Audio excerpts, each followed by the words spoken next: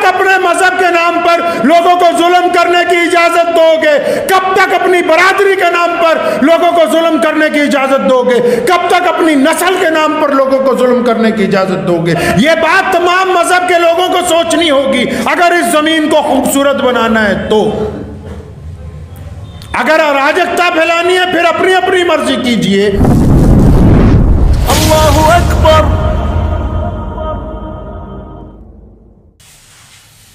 जब तक आप मुजरिम को सजा नहीं देंगे, जब तक आप ये तय नहीं करेंगे कि मुजरिम मुजरिम है, इंसान इंसान है,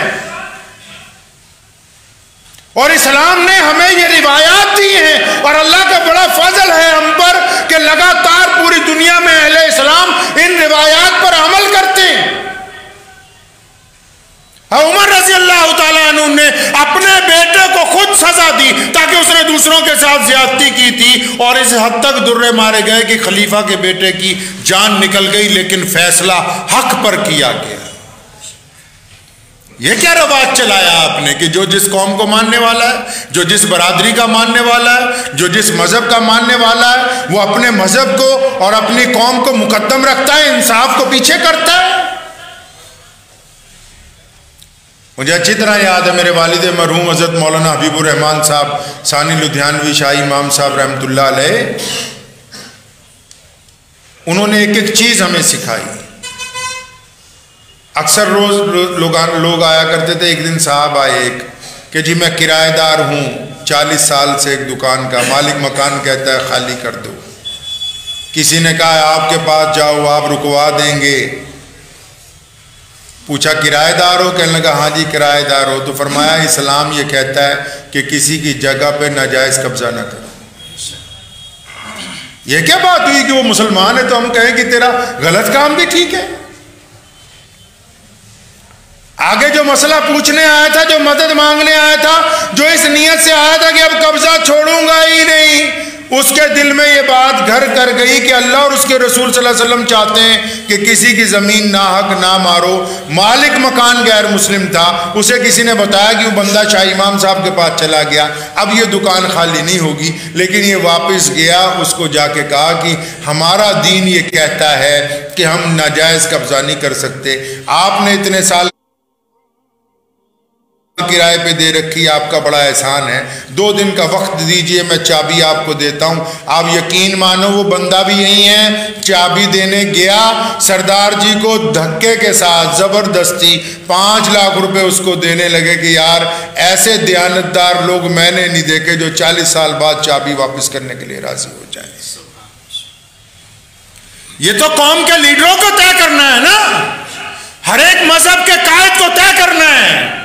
कल की बात है, मेरे पास एक साहब आए, उन्होंने कहा हमारा भाई अंदर है 302 के मुकदमे में। मैंने ईमानदारी से पूछा कि कत्ल हुआ? कहने लगा हुआ।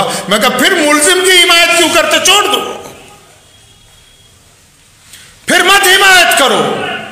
कब तक अपने मजहब के नाम पर लोगों को जुल्म करने की इजाजत दोगे?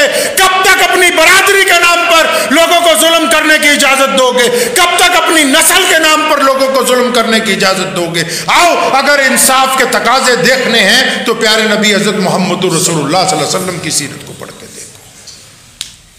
इस्लाम कहता है, एक यहूदी मोहम्मद रसूलुल्लाह सल्लल्लाहु अलैहि वसल्लम के पास आया, तलवार बड़ी कीमती थी उसकी, एक मुनाफिक ने ले ली, तो दोनों हुजूर सल्लल्लाहु अलैहि वसल्लम के पास आए और आके कहा कि ये तलवार का फैसला है। मोहम्मद रसूलुल्लाह ने गवाहियां तलब की, दोनों की बात सुनी, फरमाया ये तो यहूदी की मलकियत है, ये तुम्हारी नहीं है। आप क्या समझते हैं कि फैसला सिर्फ उसके हक में होना चाहिए कि वो मुसलमान है तो हम उसके हक में फैसला करें? ये बात तमाम मजहब के लोगों को सोचनी होगी अगर इस जमीन को खूबसूरत बनाना है तो। अगर अराजकता फैलानी है फिर अपनी अपनी मर्जी कीजिए। अगर आपको इस रूए ज़मीन को और खूबसूरत बनाना है, यहाँ हर एक इंसान को तहफ़्फ़ुज़ देना है, यहाँ माओं और बहनों की इज्जत करवानी है, यहाँ बच्चों की ज़िंदगियों को महफूज करना है, तो ये तय करना होगा कि जालिम कौन है, मजलूम कौन है, और ये तय करना होगा कि जालिम के हम सब खिलाफ होंगे, मजलूम के हम सब साथ में खड़े होंगे। तलवार यहूदी को दे दी, अब वो मुनाफिक था, मुसलमान नहीं था। जो अपने आप को मुसलमान कहता था, बाहर निकल के उस यहूदी को कहने लगा मैं नहीं मानता नौजुबिल्लाह। और रसूलुल्लाह की बात को जो ना माने मुसलमान हो सकता है? वो यहूदी बड़ा समझदार था, कहने लगा जहां मर्जी ले जाओ। उसे पता था कि सुप्रीम कोर्ट ने फैसला कर दिया, अब तो ये पलटने वाला है नहीं। कहने लगा जहां मर्जी ले जा। कहने लगा चलो हज़रत उमर रज़ियल्लाहु ताला उनके चलते हैं, बड़े जोशीले हैं, मुसलमानों के हमदर्द हैं। और उमर रज़ियल्लाहु का दरवाज़ा खटखटाया, पूछा हाँ भाई क्या बात है? कहने लगे जी ये तलवार की मलकियत का मुकदमा था, ये यहूदी कहता है मेरी है, मैं मुसलमान कहता हूँ मेरी है। उस यहूदी ने कहा कि जनाब ये आपके पास फैसला करवाने आया है। अंदर बिठाया तो यहूदी ने कहा जनाब फैसला आप जो मर्जी कर दें, मुहम्मद रसूलुल्लाह सल्लल्लाहु अलैहि वसल्लम ने इसका फैसला मेरे हक में कर दिया। उमर रज़ियल्लाहु ने इतनी बात सुनी, उठ के खड़े हो गए, फरमाया मेरे आका ने फैसला किया? यहूदी ने कहा हाँ जी आपके आका सल्लल्लाहु अलैहि वसल्लम ने फैसला किया। वो मुनाफिक बोला नहीं जी नहीं, हम तो आपसे करवाएंगे जी। हमारे यहाँ भी लोग मौलवी बदल बदल के फतवा लेने जाते हैं, सही मसला एक जगह पता लग जाए जी ना दूसरे मुफ्ती जी आप ही से लेंगे, इन्होंने सही नहीं दिया। तो ऐसे मुनाफिक के लिए वो हज़रत उमर ने फरमाया यहीं बैठो, मैं 1 मिनट में आया।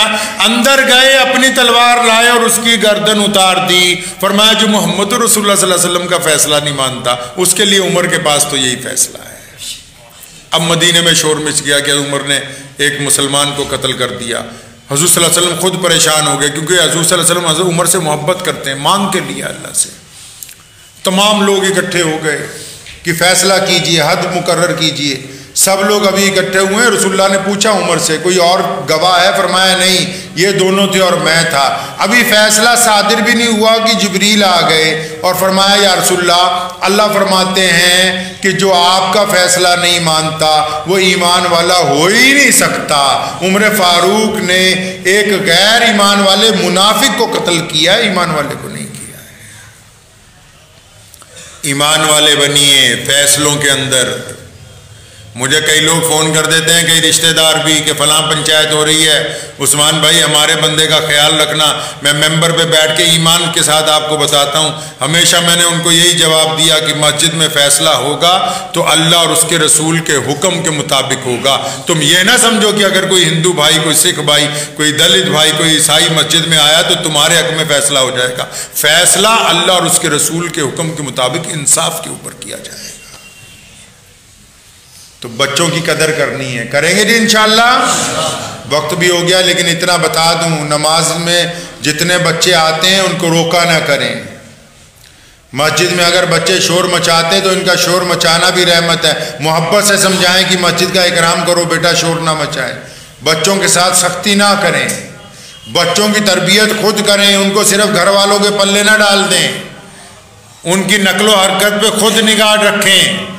छोटी छोटी बात उनको खुद सिखाएं, जिस तरह हमारे माँ बाप ने हमें सिखाई है। मुझे उम्मीद है कि आपको ये वीडियो पसंद आई होगी। अगर पसंद आई हो तो ये आप अपने दोस्तों के साथ शेयर करें और इस चैनल को सब्सक्राइब ज़रूर करें।